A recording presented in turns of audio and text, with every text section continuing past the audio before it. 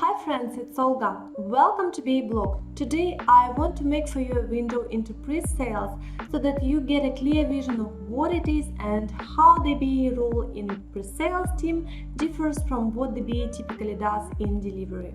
If you plan your career path, you should have a clear vision of available options so that you can decide how you want to grow, what career you want to build, and what it takes.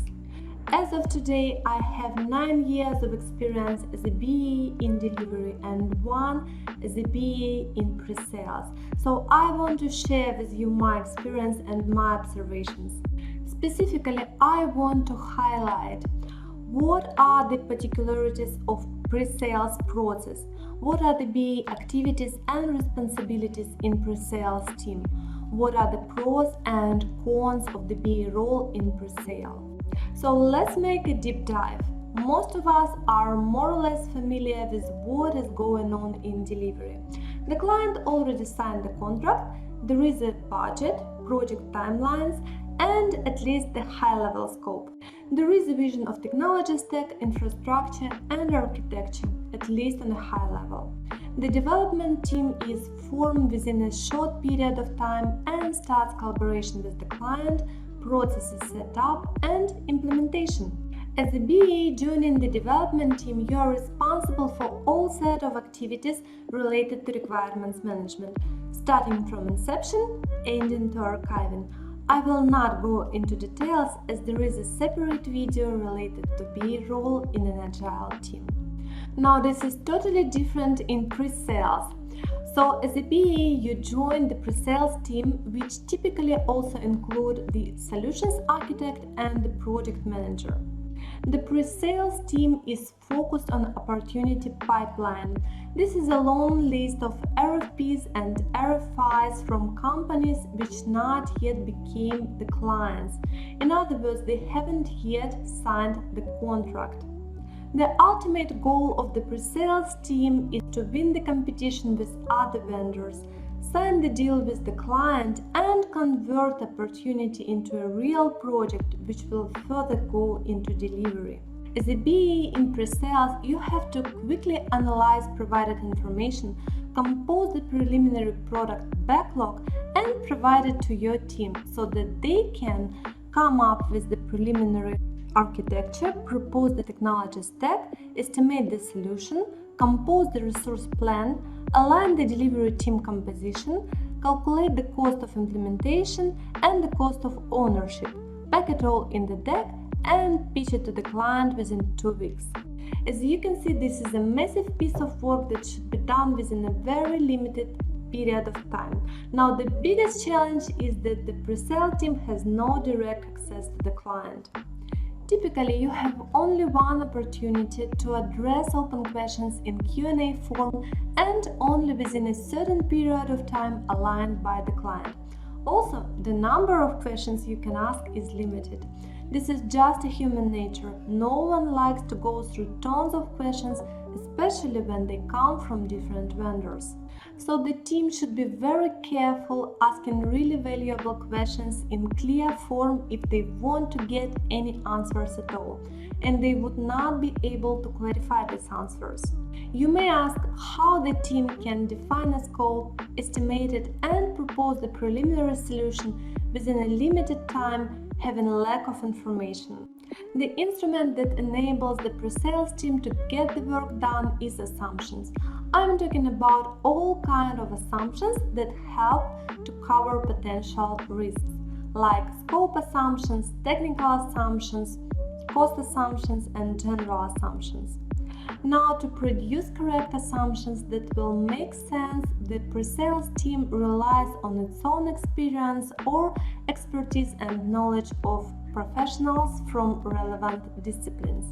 For example, if there is a need to build a content management system on top of the site core, the team would collaborate with the BA who has a strong expertise in content management and relevant experience in projects related to this area, so that the BA can define what features should be added to the backlog and add appropriate scope assumptions like what is in scope, what is out of scope, what is MVP, what features are the future phases consideration.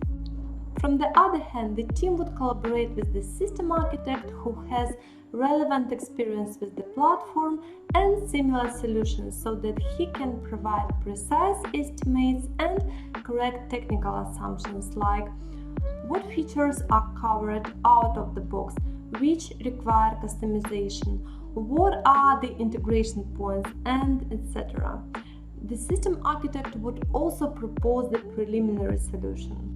The project manager from his side will aggregate the outputs to compose the resource plan, define the team composition, build the roadmap, and add appropriate cost and general assumptions like licensing, cost of ownership, cost of development, responsibilities of the client and the team, and etc.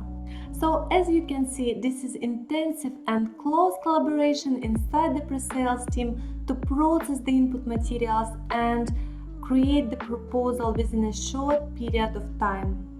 Now, besides the proposal for the scope, solution and technology stack, the pitch deck would also contain some relevant case studies. In other words, it should show the client we have sufficient experience and expertise with the domain and technology stack, as well as successful track record in building of similar solutions for other clients. And this is typically also on BA to find relevant information, enrich it with sufficient level of details, and compose the case studies for the deck. Now, after the deck is completed, the pre-sales team pitches it and the BA work on this stage is done.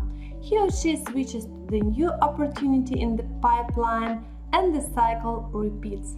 I hope you've got the general understanding of the pre-sales process as well as the BA role and responsibilities. In conclusion, I'd like to go through the pros and cons of the BA's role in pre-sales team. So as a BA in pre-sales team, you get diverse experience with multiple solutions in several domains within a short time. You collaborate with multiple professionals and get experience with various platforms. Your mindset changes from tactic to more strategic. You focus on ecosystems, business goals, and functional areas rather than on particular user stories or workflows. From the other hand, you've got a very specific limited experience in the project scoping, but you don't touch the other areas of business analysis.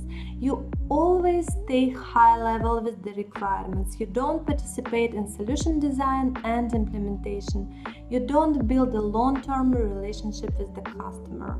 Finally, the nature of work might be quite stressful. The pre-sale team is always in rush to meet the deadlines.